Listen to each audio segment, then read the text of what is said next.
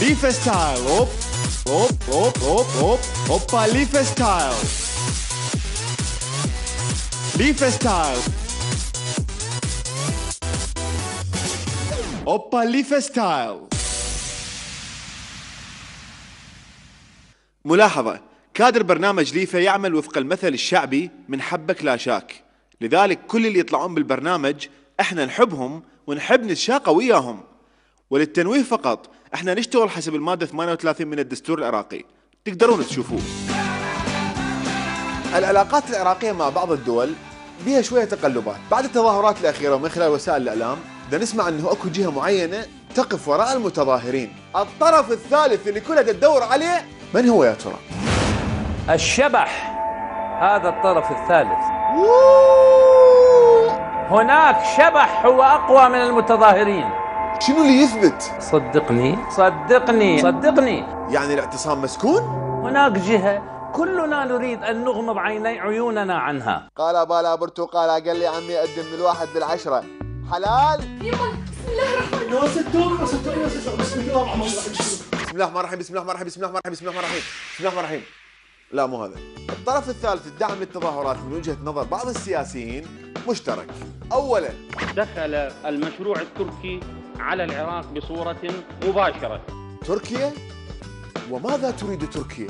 ولا نعرف من سيكون الخليفة القادم للعراق. عودنا أردوغان الذي يعيش في القرون الوسطى ويحلم بسلطان عثماني. سلطان؟ وخليفة القرون الوسطى؟ Henüz çok genç olabilir. يعني راح نبدل السيارات المصفحة مال البرلمانيين بحصان دبل ايرباج ابو التنتة؟ بس الكفار وهالسوالف وهي بنا نقاتل خلصوا من زمان. وأين الجواري؟ إنهن يحطن المكياج يا مولاي. حسنا حسنا، لا أريد أي جارية شعرها مقصف، وإذا كان مقصفا فلتستخدم شامبو ضد التقصيف. يعني إذا نزل مهند للانتخابات مو راح يفوز؟ أو لميس؟ biri sensin biri ben. اليوم تركيا آمل أن تكون دولة معافاة، لكن رئيس وزرائها مريض. مريض؟ ندز لهم انتي بايرول مال مصنع ادويه سامراء، شو المشكله؟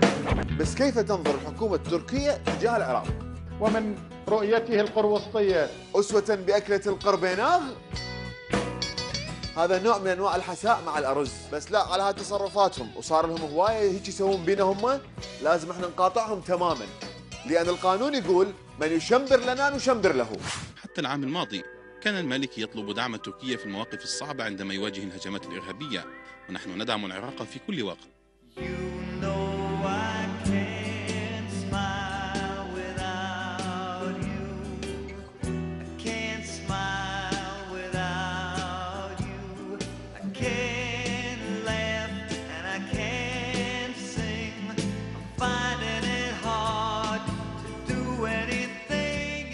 شلونكم؟ شو اخباركم؟ ان شاء الله زينين، الله يسلمكم ويبارك فيكم ان شاء الله، رحم الله والديكم. مو بس تركيا، قطر ايضا. لا بل يقين ووثائق وادله دامغه انه قطر لها يد فيما يجري اليوم في العراق. ليس ذلك فقط، بل وصل تدخل قطر لاماكن اخرى، وتجاوز الدول العربية حتى وصل إلى مالي. اهم شيء تكون الدولة من داخل كوكب الارض. يعني قطر هذه الدولة العظمى الجبارة في المنطقة اللي جاءتنا فجأة من المريخ. قطر اذا ما تلقي واحد يكون لها اداة في داخل العراق ما تقدر تتدخل بالشأن العراقي. طيب. ما عندها سكان من الفضاء تنزلهم بالانبار وبالحله حتى تتدخل بالشأن العراقي. نعود للطرف الثالث اللي هي قطر وتركيا لحد الان. تركيا التي تتبع قطر. تركيا تتبع قطر. زين. العراق بلد ذات سيادة، عنده علاقات كلش رائعة مع إيران، وبنفس الوقت كلش مو زينة ويا تركيا. تركيا تتبع قطر، قطر من وجهة نظر الحكومة تعني إسرائيل، إسرائيل تتبع أمريكا، أمريكا عندها علاقات طيبة جدا ويا العراق، وعندها أكبر سفارة بالعالم بالمنطقة الخضراء، وأمريكا نفسها هي اللي سوت العملية السياسية الجديدة، وهي اللي أسقطت النظام السابق، وبالتالي كل السياسيين الموجودين عايشين بصف السفارة الأمريكية بالمنطقة الخضراء. المنطقة الخضراء عندها علاقات كلش طيبة وحميمة مع الشعب العراقي. اوبا ليفا ستايل. ليفا ستايل. اوب اوب اوب اوب اوب اوبا ليفا ستايل. ليفا ستايل. اوبا ليفا ستايل.